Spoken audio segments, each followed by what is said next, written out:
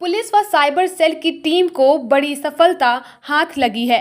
अंतरजनपदीय लुटेरों के गिरोह से 2 लोगों को गिरफ्तार करते हुए पुलिस ने लाखों रुपए सहित एक अवैध पिस्टल, मोटरसाइकिल व मोबाइल फोन बरामद किया है। दरअसल इस पूरे मामले की धरपकड़ में कूरेभार और साइबर सेल की टीम शामिल है।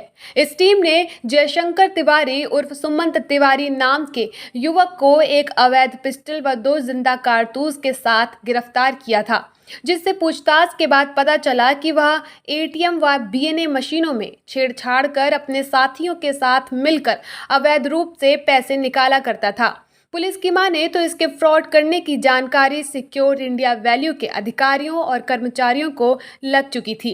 उन्हीं लोगों को डराने व धमकाने के लिए उसने अवैध पिस्टल की खरीद फरोख्त की थी।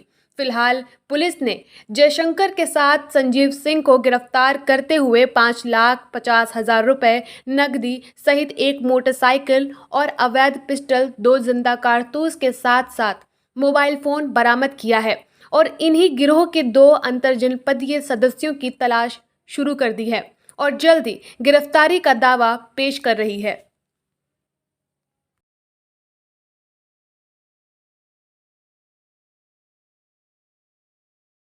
सर, आज किस तरह का खुलासा था? ये एक नया टाइप का क्राइम है जिसका आज खुलासा किया गया है। इसमें एक जयशंकर तिवारी को थाना कूरेभार पुलिस ने कल रात को मुझे इस तिराहा से पकड़ा था। इसके पास से इसने बताया कि मैंने एक सिक्योर वैल्यू नामक कंपनी है, उस कंपनी के लोगों को डरा धमका रहा हूँ उसके लिए ये मैंने पिस्तौल खरीदी है। तो जब ये बात हमारे सामने आई तो हमने उस कंपनी से कांटेक्ट करने की कोशिश की जिस कंपनी के बारे में ये बता रहा था। तो जब उस कंपनी से हमने कांटेक्ट किया तो पता चला सिक्योर वैल्यू जो कंपनी है वो एक्चुअली एटीएम मशीन में कैश लोडिंग और अनलोडिंग का काम करता है। इसमें ये लोग क्या करते हैं, जो कैश जो डिपॉजिट होते हैं आम जनता द्वारा अपने कार्ड के माध्यम से एटीएम में जो कैश डिपॉजिट करते हैं, ये लोग उसमें आते हैं, उस कैश को निकालते हैं, उसको सील करते हैं और करेंसी चेस्ट में रख देते हैं या बैंक करेंसी चेस्ट में उसको भेज देते हैं, जहाँ पे वो पैसा सुरक्षित रहता है। यहाँ पे जो जयशंकर तिवारी है, इन्होंने अपना एक गिरोह बनाया, इस कंपनी में पहले घुसा, फिर उससे बाहर आ गया। उसके बाद अपने गिरोह के माध्यम से ये जो पैसे डिपॉजिट हो रहे थे, इन डिपॉजिट एटीएम से उन पैसे को ये उड़ा लेते थे और जितना डिपॉजिट उस कंपनी को होना चाहिए था उतना कंपनी को डिपॉजिट नहीं करवाते थे, क्योंकि ये सील्ड, जब डिपोजिशन शुरू होता है उसी समय ही ये पैसा सील्ड हो जाता है। तो इसकी चेकिंग वगैरह होने में काफ़ी समय लगता है।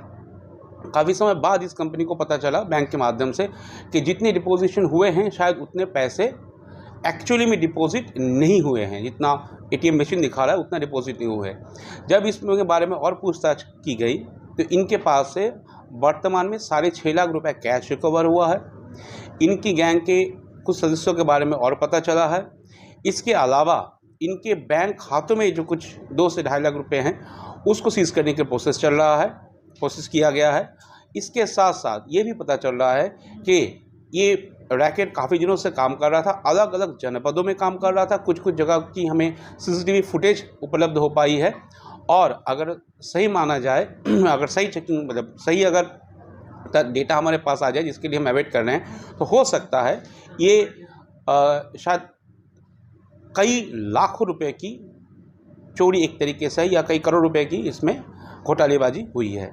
इस संबंध में पुलिस मुकदमा दर्ज कर लिया है, दोनों अभियुक्त को अरेस्ट किया है। उसमें जयशंकर तिवारी, जैसे मैं बताया था, और इसके क्लोज साथी संजीव सिंह, उसको भी गिरफ्तार कर लिया है। बाकी इन्वेस्टिगेशन और वैधानिक कार्रवाई प्रचलित है। धन्यवाद।